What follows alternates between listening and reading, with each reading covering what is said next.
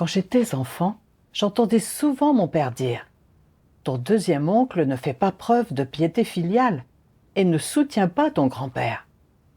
C'est ta mère et moi qui avons soutenu ton grand-père.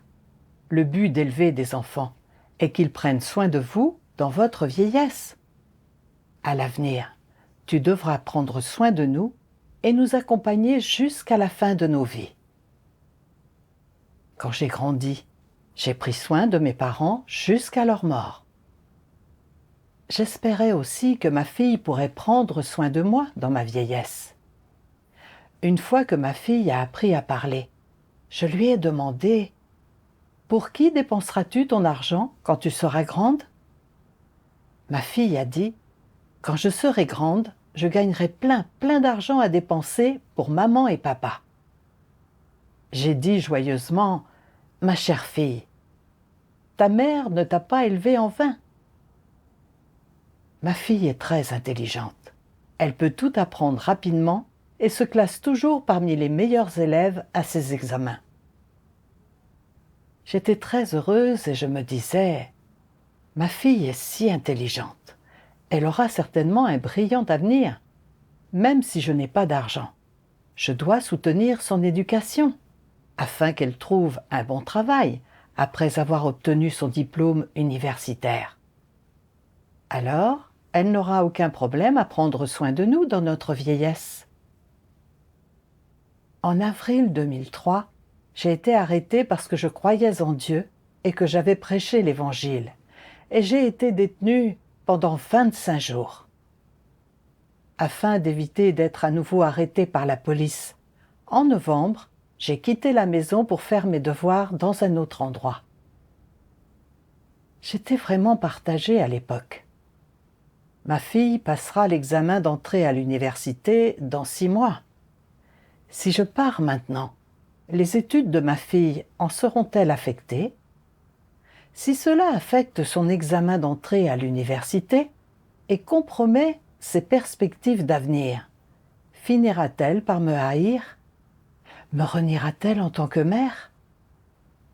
Je n'ai qu'une seule fille, et si elle ne veut plus de moi comme mère, sur qui compterai-je quand je serai vieille? Mais si je ne pars pas, et que je suis à nouveau arrêtée, ma fille sera certainement impliquée, et son avenir sera complètement ruiné. Je serai aussi condamnée, et alors je ne pourrai plus faire mes devoirs. Après mûre réflexion, j'ai quand même décidé de quitter la maison. Du fait que la police me cherchait sans cesse, je n'osais pas rentrer chez moi. En vieillissant, mon énergie et ma force physique avaient commencé à décliner et ma tension artérielle était plutôt élevée. Ma vue est devenue floue et j'ai développé des acouphènes et une perte d'audition. Mon cœur commençait aussi à tambouriner chaque fois que je faisais un travail physique.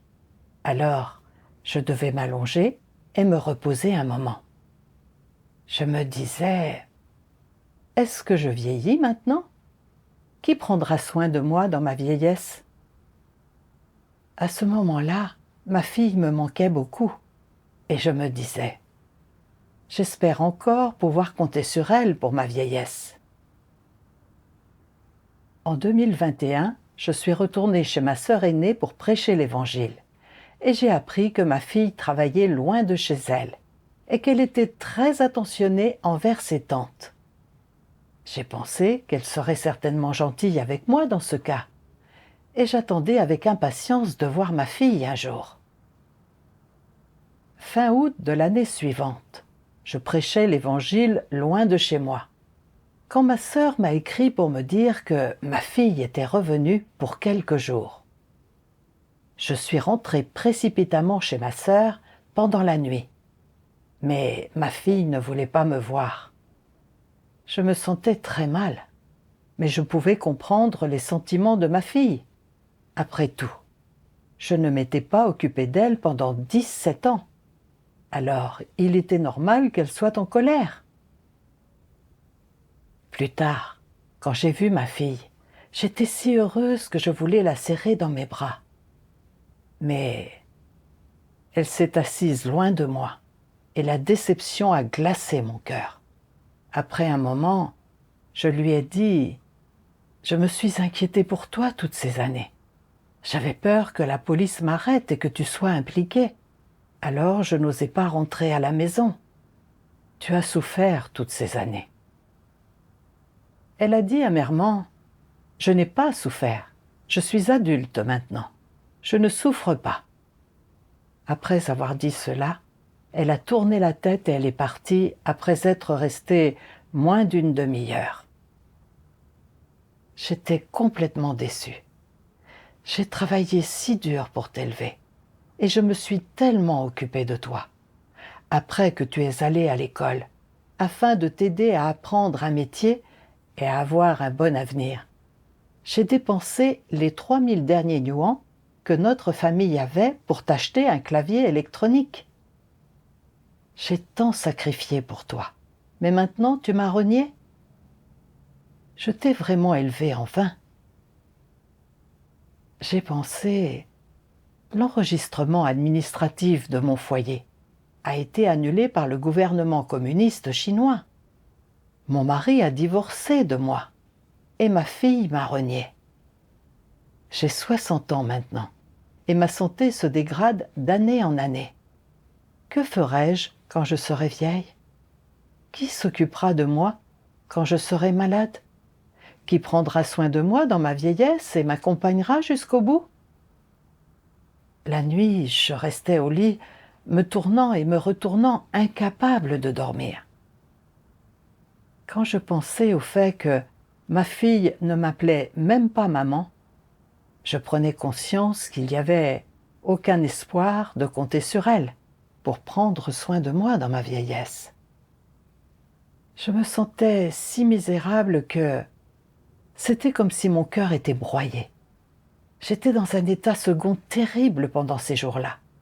Je n'avais pas la motivation de faire mon devoir et je prêchais l'Évangile de façon machinale. En février 2023, j'ai appris que sœur Sun Jing était tombée malade, mais que son mari s'était occupé d'elle très soigneusement et attentivement. Je me suis dit, quand ma sœur est malade, son mari prend soin d'elle. Que ferais-je si je tombe malade? Ma fille m'a renié, et si je finis par ne plus pouvoir bouger? Ce serait tellement embarrassant que mes sœurs de l'Église s'occupent de moi. Je ne peux pas être un fardeau pour mes frères et sœurs. De plus, je vis seule. Alors, si quelque chose m'arrivait, personne ne le saurait. Et si je ne pouvais pas aller à l'hôpital à temps et que je finissais par mourir à la maison? Je ne pouvais m'empêcher de m'inquiéter et de me tourmenter à l'idée de n'avoir personne pour prendre soin de moi dans la vieillesse et m'accompagner jusqu'à la fin. Un jour, pendant mes dévotions, j'ai lu les paroles de Dieu et j'ai gagné une certaine compréhension de mon état. Dieu Tout-Puissant dit « En tant que parent, est-ce une erreur que de placer un peu d'espoir en tes enfants, en espérant qu'ils feront preuve de piété filiale envers toi et seront capables de te soutenir quand ils grandiront? Ce n'est pas une erreur et ce n'est pas trop demandé. Alors, quel est le problème ici?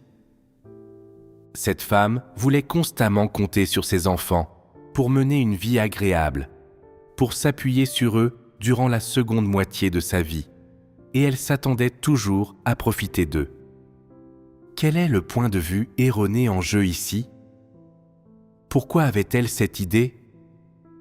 Quelle était la source de ce point de vue qu'elle entretenait? Les gens nourrissent toujours des espoirs démesurés pour un certain mode de vie et un certain niveau de vie. C'est-à-dire qu'avant de savoir comment Dieu a préordonné leur vie ou quel est leur destin, ils planifient déjà leur niveau de vie. Ils doivent être heureux, connaître la paix et la joie toute leur vie, être riches et d'un rang éminent, et avoir des gens qui peuvent les aider et sur qui ils peuvent compter. Ils ont déjà planifié leur propre chemin de vie, leurs objectifs de vie, la ligne d'arrivée de leur vie et toutes autres choses de ce genre. Étant donné qu'elle avait constamment eu ce souhait et ces plans, avait-elle Dieu dans le cœur? Non. Donc, en un sens, qu'est-ce qui a causé la douleur qui découlait de toute cette lutte? Tout cela était dû à son souhait. C'est vrai. Et comment son souhait était-il apparu? En ne croyant pas à la souveraineté de Dieu, ni à ses orchestrations et à ses arrangements. En effet, elle ne comprenait pas comment la destinée des gens se forme, pas plus qu'elle ne comprenait comment la souveraineté de Dieu œuvre. Voilà la racine du problème. Ce que Dieu exposait était exactement mon état. J'avais un peu plus de 40 ans quand j'ai quitté la maison pour faire mon devoir. Et parce que j'étais jeune et forte à l'époque, je ne pensais pas à ce que je ferais quand je serais vieille. Maintenant que je suis plus âgée, ma santé se dégrade d'année en année et je suis de plus en plus préoccupée par l'avenir. Je m'inquiétais que, si je tombais malade et ne pouvais plus m'occuper de moi-même, il n'y ait personne pour prendre soin de moi. Que ferais-je? L'enregistrement administratif de mon foyer a été annulé pendant les années où j'étais loin de la maison. Et mon mari a divorcé de moi. Je pensais initialement que, parce que ma fille était très attentionnée envers ses tantes, elle serait sûrement gentille avec moi. Mais je ne m'attendais pas à ce que ma fille me renie et qu'il n'y ait aucun espoir qu'elle prenne soin de moi dans ma vieillesse. J'ai vu que je ne pouvais pas compter sur ma fille. Et donc, je m'inquiétais de n'avoir personne pour prendre soin de moi si je tombais malade à l'avenir, et de mourir à la maison sans que personne ne s'en aperçoive. En particulier, quand j'ai appris que Sun Jing était malade et que son mari prenait soin d'elle, je me suis sentie encore plus seule et pitoyable. Et quand j'ai pensé au fait que je n'avais personne sur qui compter dans ma vie, à l'avenir, je me suis sentie triste et misérable. Je disais que Dieu était souverain sur tout, mais en réalité, je n'avais aucune compréhension de la souveraineté de Dieu et il n'y avait pas de place pour Dieu dans mon cœur. Je pensais toujours à la façon de me ménager une porte de sortie et je considérais même ma fille comme mon appui. Je n'avais pas foi en Dieu. Cet état serait très dangereux si je ne le réglais pas. Plus tard, j'ai réfléchi. Pourquoi est-ce que je me soucie autant de savoir s'il y aura quelqu'un pour prendre soin de moi dans ma vieillesse? Et qui sera présent quand je décéderai? Quel est le problème? J'ai lu les paroles de Dieu. Dieu Tout-Puissant dit « Certaines personnes s'accrochent à une notion corrompue et dépassée, en disant « En fait, peu importe que les gens aient des enfants pour être filiaux envers eux et prendre soin d'eux dans leur vieillesse, au moins, quand ils meurent, il doit y avoir quelqu'un pour mener les rites funéraires, afin que cela paraisse décent aux yeux des autres. Sans cela, s'ils meurent chez eux et que personne ne s'en rend compte, les gens se moqueront et ce serait trop pitoyable. Et alors, qu'importe si personne ne le sait. Quand une personne meurt, elle ne sait plus rien. Quand son corps meurt, son âme le quitte immédiatement. Peu importe où se trouve le corps, ou à quoi il ressemble après la mort, n'est-il pas mort de toute façon ? Même s'il est transporté dans un cercueil lors de funérailles grandioses, le corps pourrira quand même, une fois qu'il sera enterré, n'est-ce pas ? Les gens pensent avoir des enfants à vos côtés pour vous mettre dans un cercueil, vous habiller pour vos funérailles, vous maquiller et organiser des funérailles grandioses est une chose glorieuse.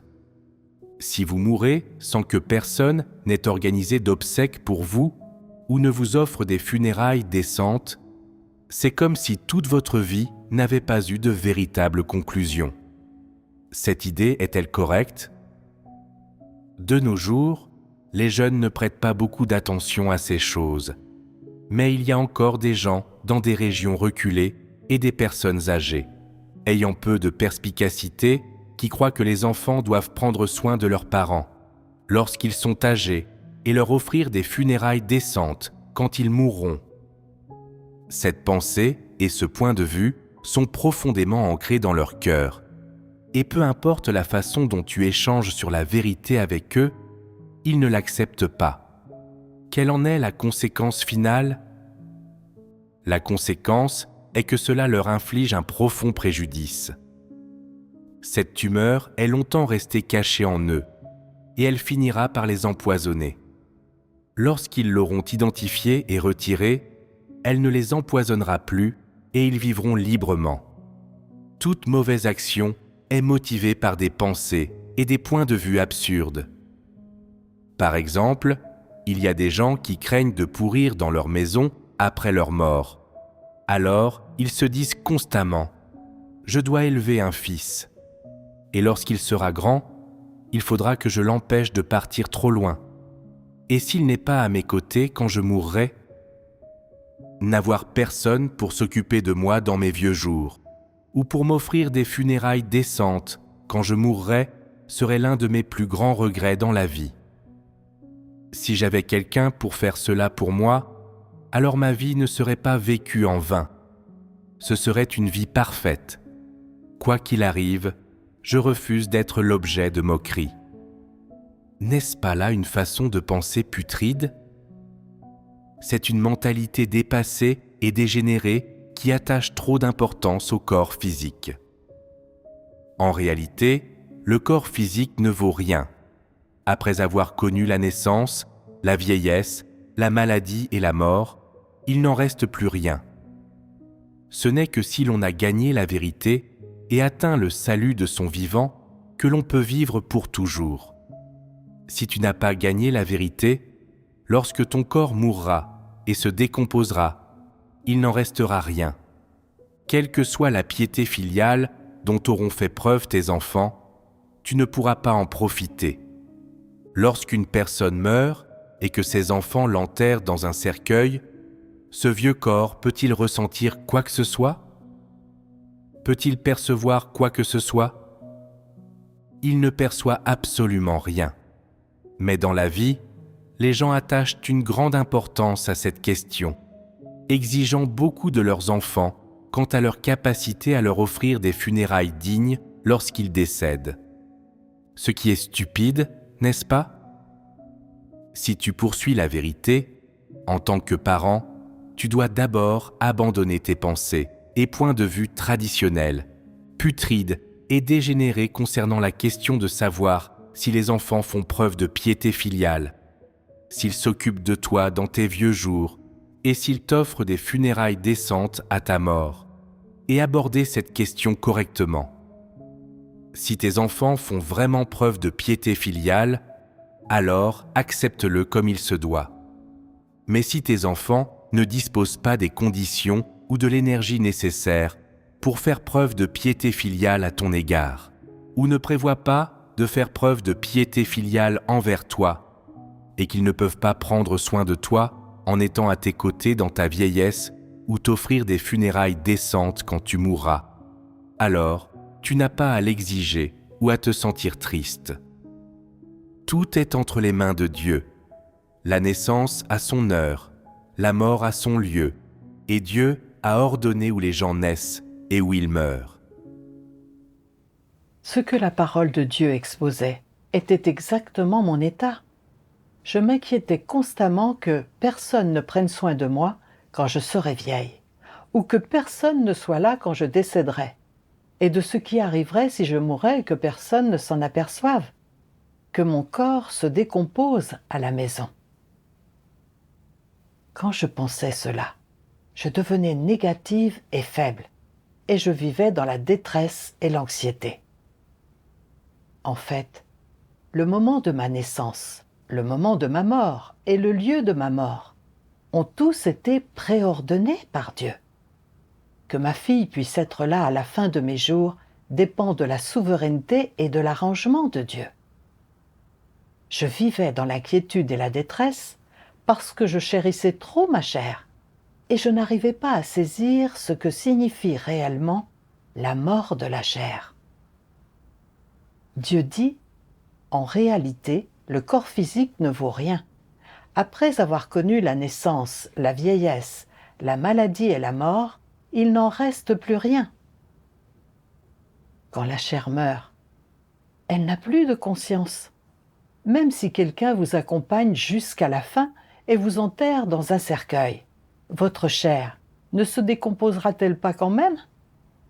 Alors, si vos enfants étaient là pour vous accompagner jusqu'à la tombe, en seriez-vous conscient?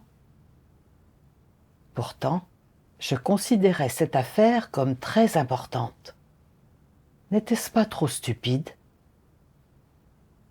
En fait, si les gens n'obtiennent pas la vérité, alors même s'ils ont de grandes funérailles, leurs âmes ne peuvent être sauvées, et ils iront même en enfer. Dieu dit, ce n'est que si l'on a gagné la vérité et atteint le salut de son vivant que l'on peut vivre pour toujours.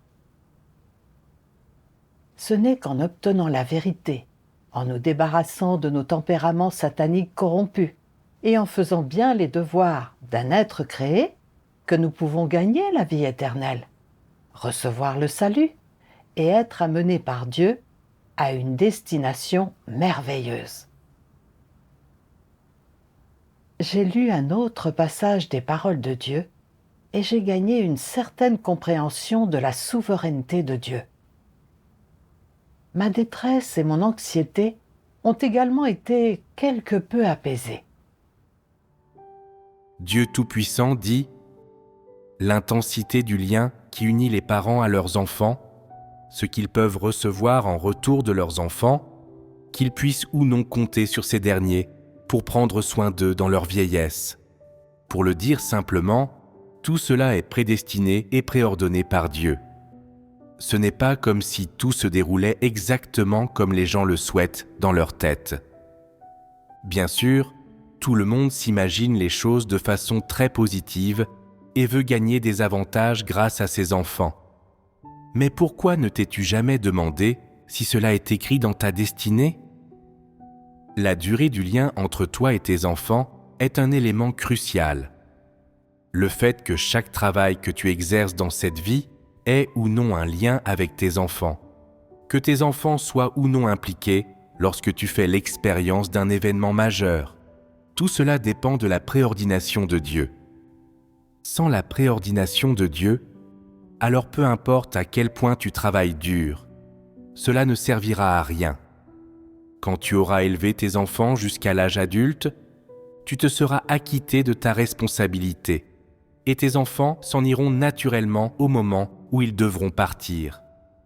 C'est une chose que les gens doivent percer à jour.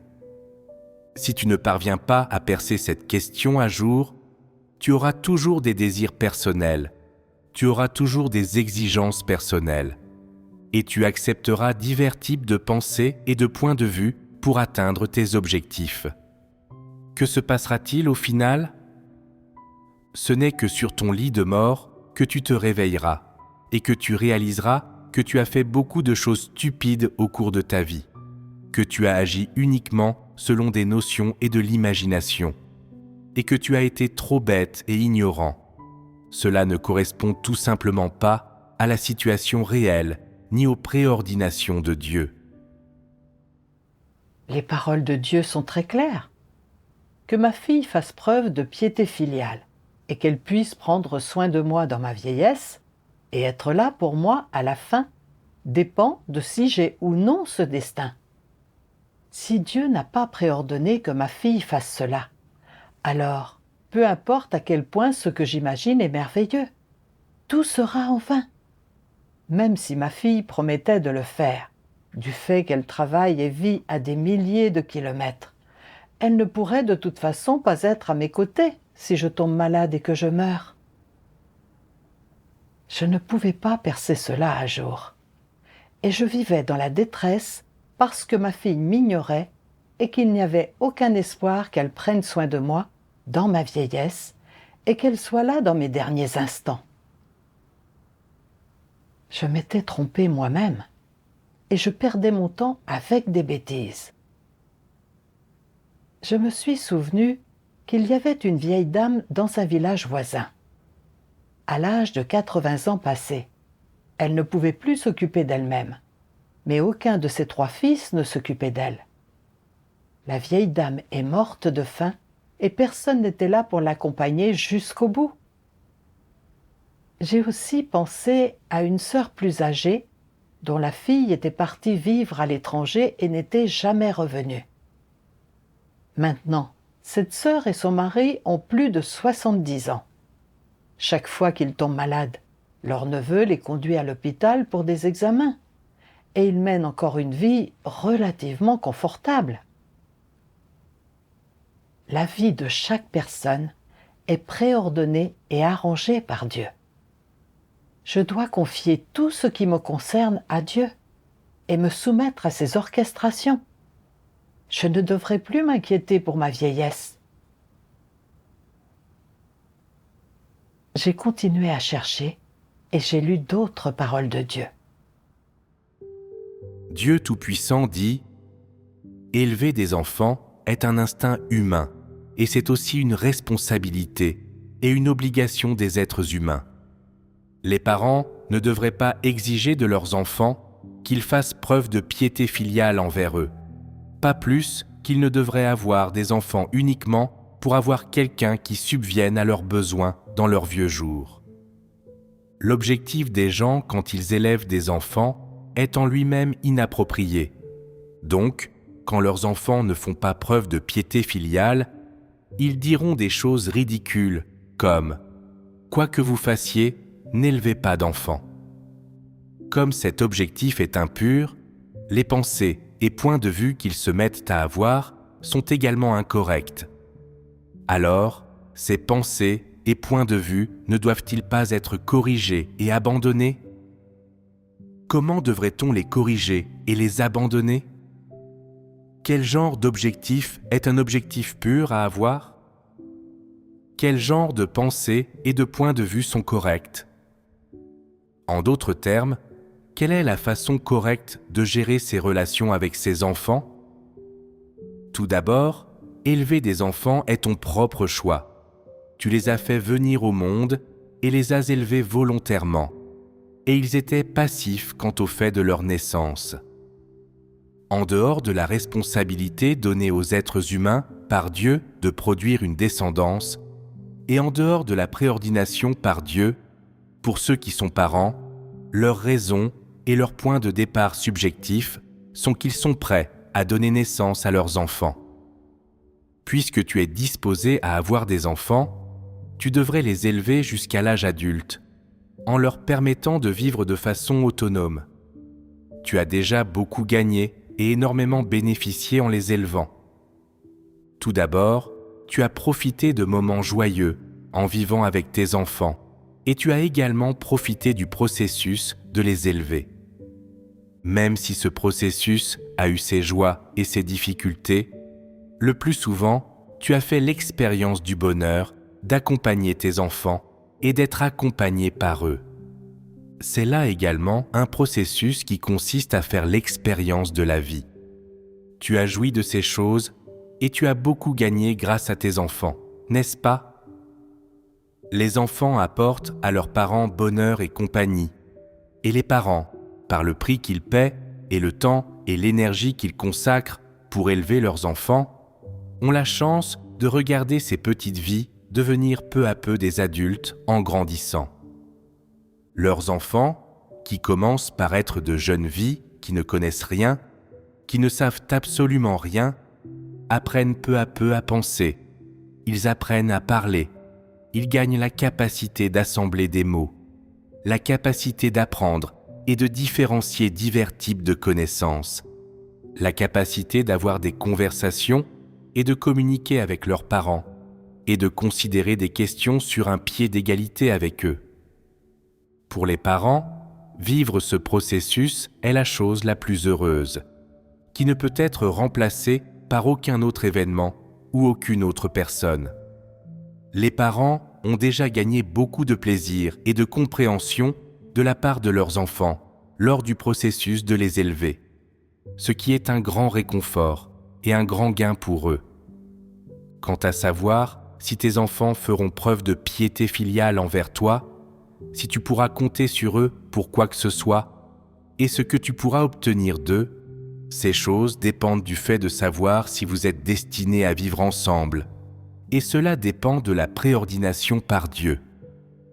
D'autre part, le genre d'environnement dans lequel tes enfants vivent, leurs conditions de vie, s'ils ont ou non la possibilité de prendre soin de toi, s'ils sont à l'aise financièrement, et s'ils peuvent te fournir des plaisirs matériels et de l'aide, tout cela dépend également de la préordination par Dieu. En outre, en tant que parent, que tu puisses ou non profiter des choses matérielles, de l'argent ou du réconfort affectif que tes enfants te donnent, dépend également de la préordination par Dieu. Laissons de côté le point de vue des enfants pour l'instant, et parlons plutôt du point de vue des parents. Les parents ne devraient pas exiger de leurs enfants qu'ils fassent preuve de piété filiale, et qu'ils prennent soin d'eux et les soutiennent dans leurs vieux jours. Cela n'est pas nécessaire. D'une part, c'est une attitude que les parents se doivent d'avoir à l'égard de leurs enfants, mais c'est aussi la dignité que les parents devraient avoir. Bien sûr, il y a aussi un aspect plus important encore, à savoir le principe que les êtres créés qui sont des parents devraient respecter en traitant leurs enfants. Si tes enfants font preuve de piété filiale et qu'ils sont prêts à prendre soin de toi, tu n'as pas à leur dire non. Et s'ils ne sont pas disposés à le faire, tu n'as pas à te plaindre et à gémir toute la journée. Tu n'as pas à ressentir du malaise ou du ressentiment dans ton cœur, ni à nourrir quelque rancune que ce soit envers tes enfants. Tu dois assumer la responsabilité et porter toi-même le fardeau que représente ta vie et ta survie dans la mesure où tu en es capable, et non t'en décharger sur les autres, en particulier sur tes enfants. Tu dois faire face à la vie de manière proactive et appropriée, sans la compagnie ou l'aide de tes enfants à tes côtés. Et quand bien même tu vivrais loin de tes enfants, tu devrais néanmoins être capable de faire face seul à ce que la vie t'apporte. Les paroles de Dieu sont très claires. C'est un instinct humain et une responsabilité et une obligation humaine pour les parents d'élever leurs enfants. Les parents choisissent de donner naissance à leurs enfants, et peu importe la souffrance que cela demande, ou le prix qu'ils paient pour les élever, c'est simplement ce qu'ils doivent faire. Cependant, j'avais été influencée par la notion traditionnelle selon laquelle il faut élever vos enfants pour qu'ils s'occupent de vous dans votre vieillesse. Et j'exigeais que ma fille s'occupe de moi dans ma vieillesse et soit là pour moi à ma mort.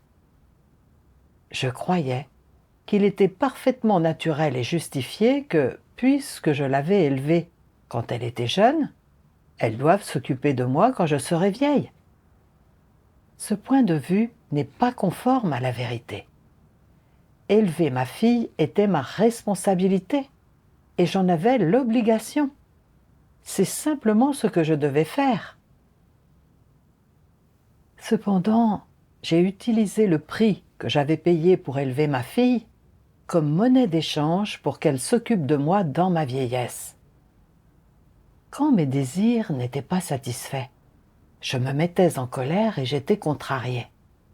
J'étais vraiment trop égoïste et ignoble. En fait, même si nous sommes mère et fille, devant Dieu, nous sommes toutes deux des êtres créés et nous avons un statut égal. Ma fille n'est pas mon esclave et il était déraisonnable de ma part de lui demander de s'occuper de moi dans ma vieillesse. J'avais déjà reçu ce qui m'était dû en élevant ma fille. Depuis la naissance de ma fille jusqu'au moment où elle a pu nous appeler maman et papa, puis jusqu'à ce qu'elle devienne adulte, Elle a apporté beaucoup de joie à notre famille. En élevant ma fille, ma pensée a mûri et j'ai gagné beaucoup d'expériences de vie. Ce sont là les récompenses d'avoir élevé une fille. Je ne peux pas être en colère si ma fille ne veut pas s'occuper de moi plus tard. Je dois assumer la responsabilité de ma propre vie dans la mesure de mes capacités et ne pas compter sur ma fille, mais plutôt me soumettre à l'orchestration et aux arrangements de Dieu. Quand j'ai compris cela, je me suis sentie beaucoup plus soulagée. Plus tard, j'ai lu un passage des paroles de Dieu qui a éclairé mon cœur et m'a donné un chemin à suivre. Dieu Tout-Puissant dit : lorsque tu ressens une extrême souffrance et tristesse, qui peut vraiment réconforter ton cœur ? Qui peut vraiment résoudre tes difficultés ? Seul Dieu peut vraiment résoudre les difficultés des gens. Si tu es malade et que tes enfants sont à tes côtés à te servir et à s'occuper de toi, tu te sens plutôt heureux. Mais, avec le temps, tes enfants en auront assez et plus personne ne voudra s'occuper de toi. Dans des moments comme ceux-là, tu te sentiras vraiment seul. Tu penses que tu n'as pas de partenaire à tes côtés maintenant ? Mais est-ce vraiment le cas ? En réalité, ce n'est pas le cas, car Dieu est toujours à tes côtés. Dieu ne s'écarte pas des gens. Il est celui sur qui ils peuvent s'appuyer et en qui ils peuvent trouver refuge à tout moment, et leur seul confident. Donc, quelles que soient les difficultés et les souffrances qui s'abattent sur toi, et quelles que soient les choses qui te font te sentir lésé, ou les sujets qui te rendent négatif et faible, tu dois te présenter devant Dieu et prier immédiatement, et ses paroles te réconforteront et résoudront tes difficultés et tes divers problèmes. Dans un tel environnement, ta solitude deviendra la condition de base pour faire l'expérience des paroles de Dieu et gagner la vérité. Dieu est le soutien de l'humanité en tout temps. Quand nous souffrons, que nous sommes faibles ou que nous rencontrons des difficultés et des souffrances, c'est Dieu qui est toujours avec nous. Dieu utilise des paroles pour nous éclairer et nous guider et résoudre nos problèmes, nous aidant à traverser les moments difficiles. J'avais eu des vertiges depuis ma jeunesse, et cette maladie m'avait tourmentée pendant plus de 30 ans. Chaque fois que je tombais malade, je devais rester alitée pendant 2 jours. Même si ma fille avait fait preuve de piété filiale, elle n'aurait pu que m'aider à manger et à boire. Elle n'aurait pas pu soulager ma douleur, et elle aurait encore moins pu souffrir à ma place. Quand j'ai commencé à croire en Dieu, ma maladie a été guérie sans que je m'en aperçoive, et je n'étais plus torturée par la maladie. C'est Dieu qui a enlevé ma maladie. Cela fait maintenant près de 20 ans que je suis loin de chez moi à faire mon devoir, et j'ai toujours été en bonne santé. En 2022, alors même que la pandémie était grave et que beaucoup de gens étaient infectés, je n'ai jamais attrapé le Covid. Je n'ai pas de maladie grave en ce moment, et bien que je contracte quelques maladies courantes, de temps en temps, je guéris simplement en ayant recours à quelques remèdes de grand-mère. J'ai fait l'expérience de la manière dont Dieu m'a protégée tout au long de ces années, et du fait que Dieu seul est mon soutien. Une fois que j'ai compris cela, je n'ai plus été angoissée ni inquiète à l'idée de n'avoir personne pour prendre soin de moi dans mes vieux jours et m'accompagner jusqu'à la fin. Et mon cœur s'est senti beaucoup plus libéré. Je me suis consacrée à la prédication de l'Évangile et petit à petit, j'ai obtenu des résultats. Dieu soit loué pour sa direction.